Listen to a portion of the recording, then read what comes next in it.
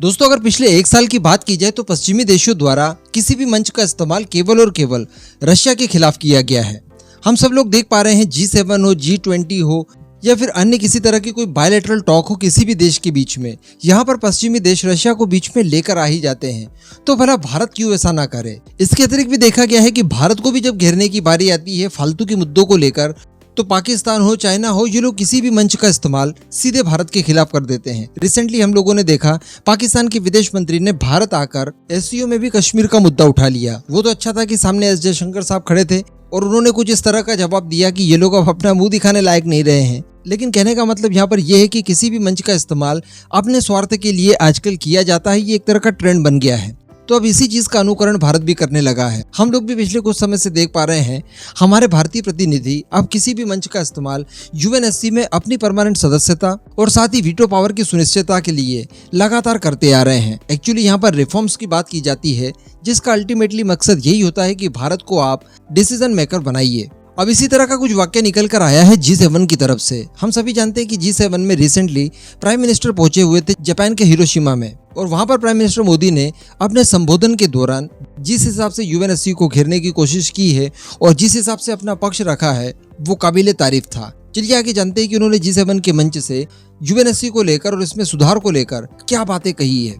तो दोस्तों, prime minister Modi ने इस बार जो तथ्य उठाया है, उस तथ्य सीधे सीधे काउंटर था अमेरिका और पश्चिमी देशों द्वारा जो भारत के ऊपर अपनी मंशाएं थोपी जाती है। अभी पिछले एक सालों से हम लोग देख पा रहे हैं, रशिया यूक्रेन वॉर को लेकर ही देखा जाए तो ये लोग हमें इस बात के लिए कन्विंस करने की कोशिश कर रहे हैं कि हम इनके सुर में सुर मिलाएं और रशिया को इस बात के लिए कंडेम करें कि उन्होंने यूक्रेन के ऊपर युद्ध क्यों थोपा। कहने का मतलब अपनी मर्जी ये लोग भारत के ऊपर थोपने की कोशिश कर रहे हैं। लेकिन अगर देखा जाए तो सबका पॉइंट ऑफ व्यू अलग अलग हो सकता है। हम क्यों उस चश्मे से देखें रशिया को जिस चश्मे से आप देखने की कोशिश कर रहे हैं। तो इन्हीं सबको लेकर आतंकवाद का एग्जाम्पल प्राइम मिनिस्टर मोदी द्वारा दिया गया। देखिए, दुनिया में कई सारे आतंकवादी संगठन हैं, लेकिन ये बड़े अफसोस की बात है कि ये दुनिया के सभी देशों के लिए आतंकवादी संगठन नहीं है।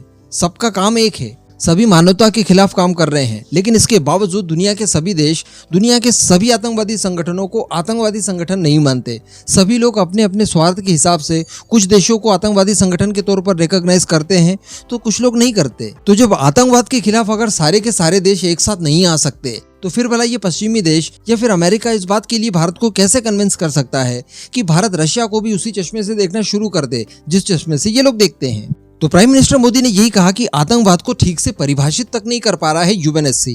हम लोग कई बार आतंकवादियों के खिलाफ, आतंकवादी संगठनों के खिलाफ कई सारी इन्वेस्टिगेशन करते हैं, सबूत इकट्ठा करते हैं, काफ़ी टाइम कंज्यूमिंग होता है। ये दुनिया के मैक्सिमम देशों को मनाने की कोशिश करते हैं, लेकिन चाइना जो कि इनका पक्षधर रहा है, वो आकर वीटो पावर का इस्तेमाल कर लेता है, जो कि अपने आप में इनलीगल है, और किसी भी आतंकवादी को या आतंकवादी संगठन को वो बड़ी आसानी से बचा लेता है। तो अगर UNSC आतंकवाद को भी परिभाषित नहीं कर सकता, तो फिर मतलब क्या इतनी बड़ी संस्था होने का। जो चीजें एक्चुअली हम लोग काफी समय से कह रहे हैं कि इसमें रिफॉर्म्स लाने इसलिए जरूरी है क्योंकि इसमें जितनी भी व्यवस्थाएं हैं ये काफी सालों पुरानी है, जो आज की कंडीशन के हिसाब से सूटेबल नहीं है। तो उस चीज के ऊपर ध्यान केंद्रित करवाने की कोशिश मोदी द्वारा की गई थी। इसके अलावा UNSC ने कभी भी अपनी मूल अवधारणा के हिसाब से काम किया ही नहीं है। यानी दुनिया के अंदर जो पीस स्थापित करने के लिए इस संगठन का स्पेशली गठन किया गया था, वो काम इसने आज तक नहीं किया। हम लोगों ने लास्ट वीडियो में भी जाना था कि अगर पूरी दुनिया के ऊपर राज करना हो, जो कि इनलीगल काम है, दुनिया के देशों को गुलाम बनाना हो, तो सबसे आगे नाम आता है फ्रांस का और UK का।